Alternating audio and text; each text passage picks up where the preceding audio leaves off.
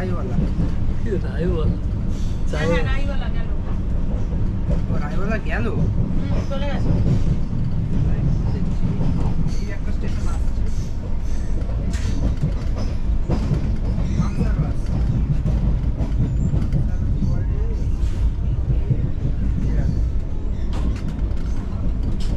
না দইওয়ালা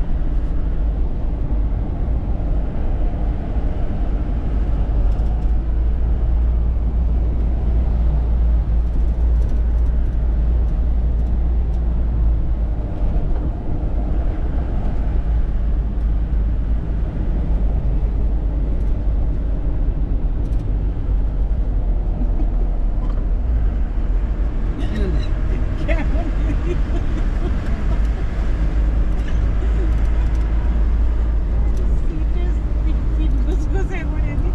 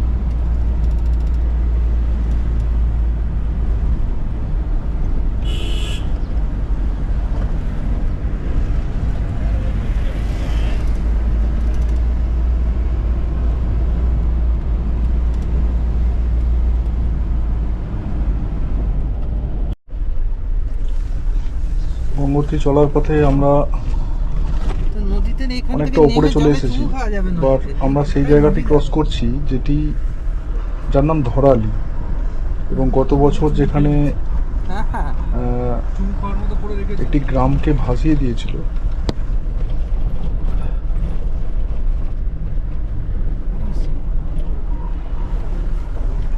এবং এটি হার্সিলের ঠিক পরেই। সেই গ্রামে আমরা ঢুকছি এবং এখনো পর্যন্ত পুরোপুরি তারা রিপেয়ার করে উঠতে পারেনি, এবং ধ্বংসলীলা এখনো পর্যন্ত সেখানে বর্তমান।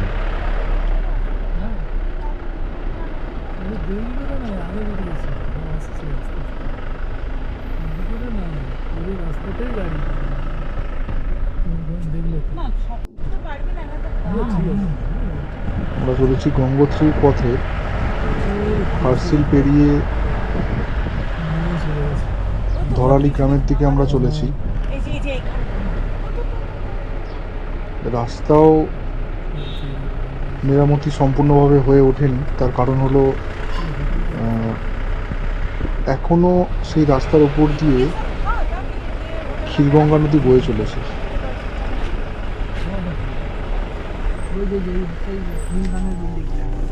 মাথায় নীল রঙের দেখাচ্ছিল। ক্ষীরগঙ্গা নদীকে এইভাবে দেখবো, এত তার বিভৎস রূপ দেখবো, এই তো সব এটা আগে যখন আমরা ক্ষীরগঙ্গা পেরিয়ে অন্য ট্রেক করেছি তখন আমরা ভাবিনি। पूरा ऊपर तक पानी आ रहा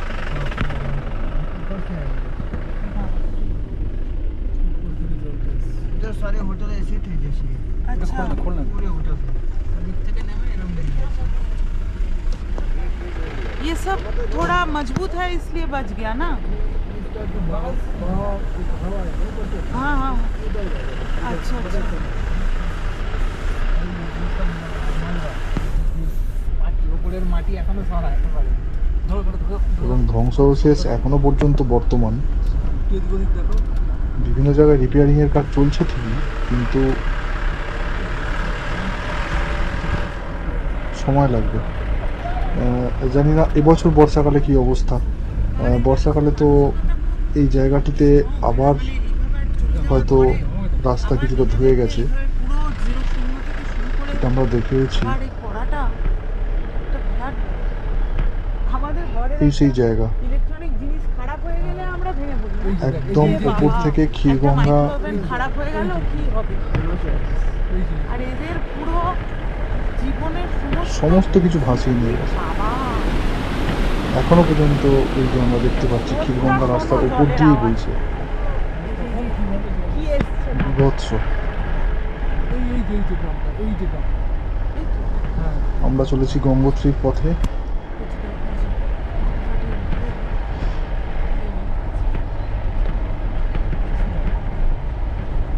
তাই আমাদের ঘরে একটা মানে ঘড়ি করা